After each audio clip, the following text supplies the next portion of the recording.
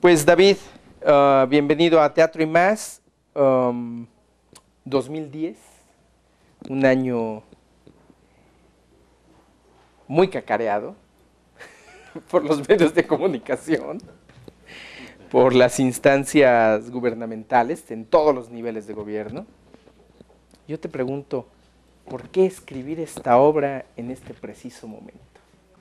Pues mire, tú diste al clavo a lo que yo creo que es la palabra que define lo que hizo nuestro gobierno en este momento, cacarear.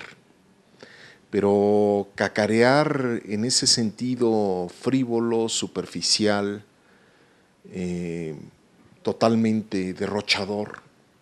Ya este último capítulo del festejo de la Revolución Mexicana y donde las cifras bajitas te hablan de 80 millones de pesos echados en un fin de semana, y cuando hablan que $400,000 a un deportista, Michael Phelps y demás, pues te habla de una mentalidad superficial del asunto. Entonces, no ir ni a los problemas esenciales, ni a las preguntas esenciales, ni a la problemática más honda que tiene este país, y no se diga ya finalmente pensar de una manera sensata y con sentido común cómo usar el dinero que ni siquiera les pertenece, ¿no? Entonces, yo creo que a eso obedece las reflexiones que ha estado haciendo el Milagro, en el sentido sobre el pasado, sobre el presente, a tratar de responder de manera esencial las preguntas fundamentales, ¿no? Y Los Insensatos arrastra un poco de coraje, un poco de rabia, un poco de, pues también una visión no solemne, diría antisolemne, heterodoxa también en su manera de narrar, heterodoxa también en muchos de los planteamientos que hace el espectáculo.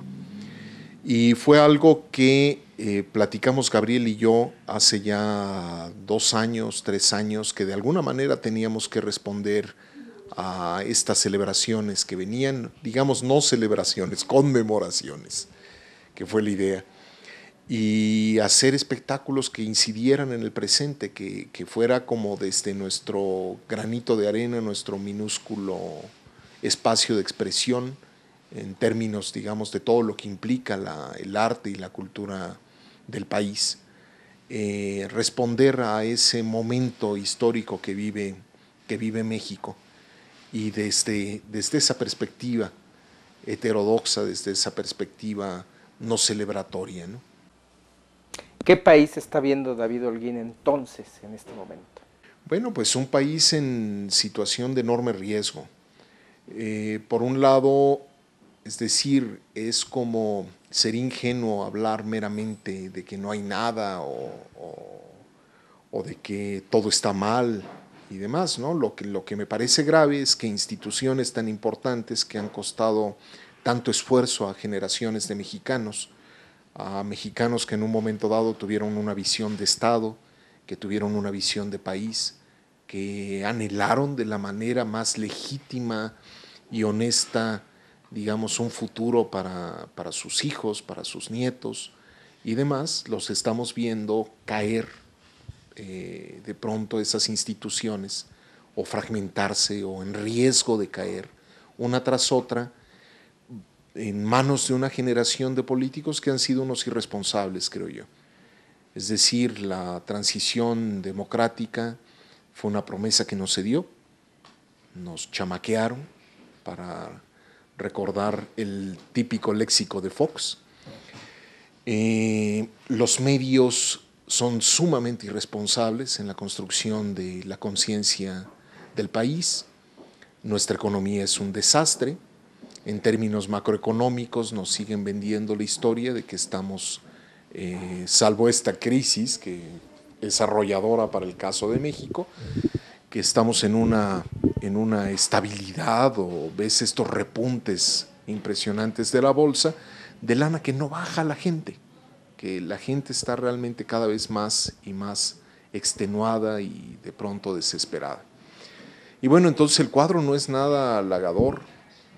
Lo que se requiere de pronto ahí es desde nuestra perspectiva como artistas, como gente dedicada a la cultura, es, número uno, hablarle a más gente, batallar porque nuestros puntos de vista, lo que hacemos, contribuyan a finalmente sacudir de alguna manera el letargo en el que de pronto nos encontramos como conciencia pública. Y por otro lado también la obligación que de alguna manera lo ha expresado Gabriel en algunos de los proyectos del Milagro, que sentimos finalmente con quienes nos dan razón de ser también en la medida en la que recibimos subsidios y que tiene que ver con llegar a la gente, ¿no? con hablarle también de temas que le están preocupando en este momento.